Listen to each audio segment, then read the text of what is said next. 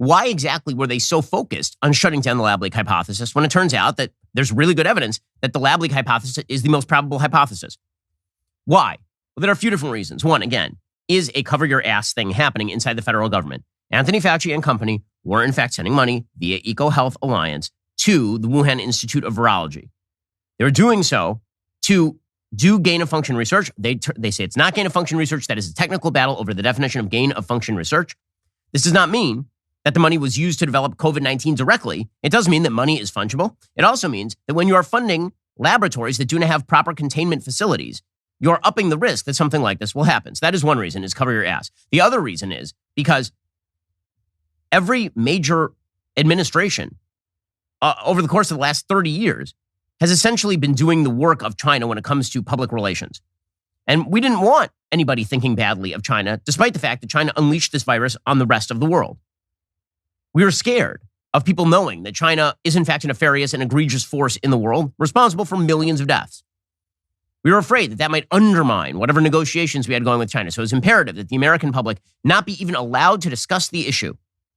That's the other reason that this thing was swept under the rug, and purposefully swept under the rug by both our health authorities as well as members of the federal government and the media.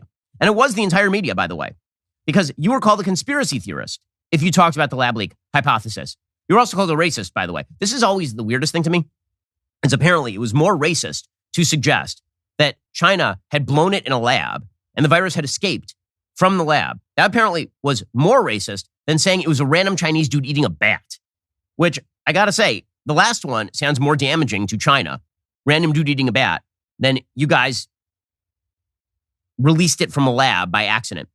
Okay, but again, the entire media decided on this narrative, and you were literally not allowed to talk about it on places like Twitter or YouTube or Facebook. They would ban you. They would ding you if you talked about the so-called lab leak conspiracy theory. So, for example, PolitiFact fact-checked Tucker Carlson because a Tucker Carlson guest talked about the lab leak theory. And here is what PolitiFact's headline was, quote, Tucker Carlson guest airs debunked conspiracy theory that COVID-19 was created in a lab. Debunked conspiracy theory.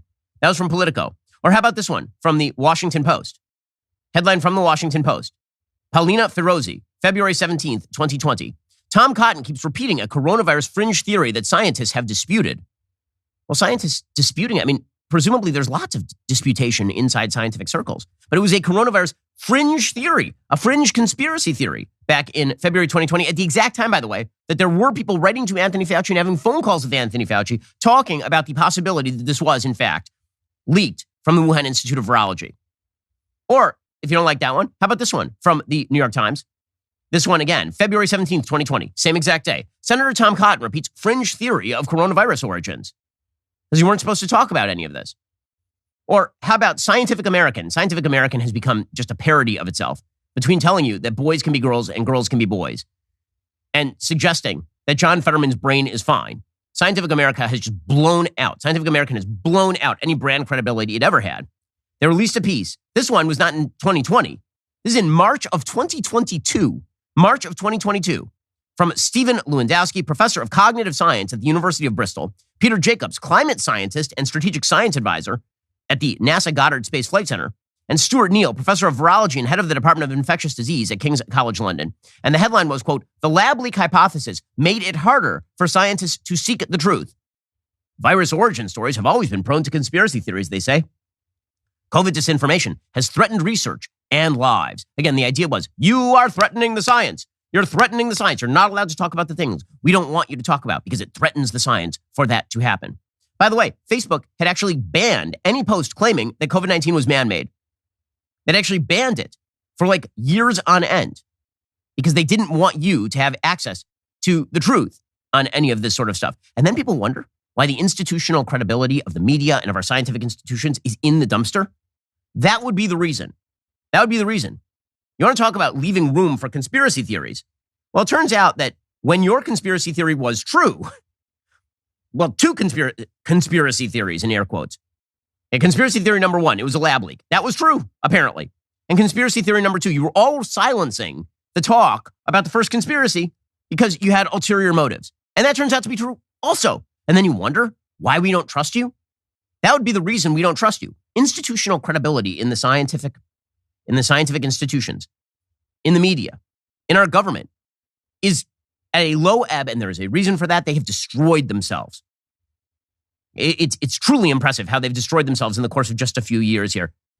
It's just because they had to cling to that patina of expertise, even when their expertise did not match up to their actual performance.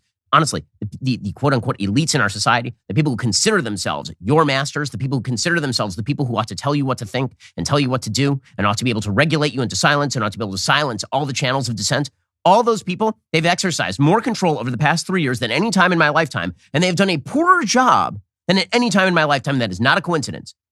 They're not competent, and in some cases, their motivations suck as well, and it's about the projection of their power over you. Again, you're on a need-to-know basis about your own life. You're on a need-to-know basis about crucial facts that you need to take into consideration when you are making personal decisions. I'm angry that we were lied to. You should be angry too. Because the fact is that if you're like me and you had some level of baseline credulity about some of our institutions, that credulity is gone. The veil is gone. The mask is gone. And these people have shown what they are willing to do in order to control you. And it is really, really ugly.